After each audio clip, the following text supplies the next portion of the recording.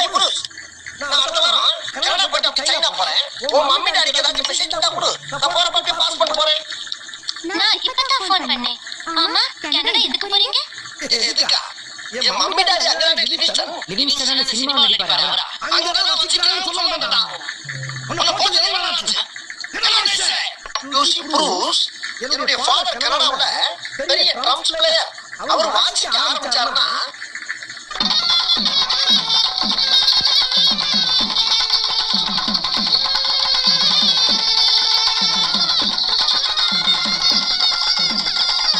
அவருடைய வாசிப்புக்கு மூமெண்ட் பண்ணாதவங்களுக்கு இருக்க முடியாது.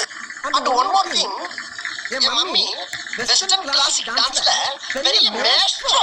அவங்க ஆட ஆரம்பிச்சா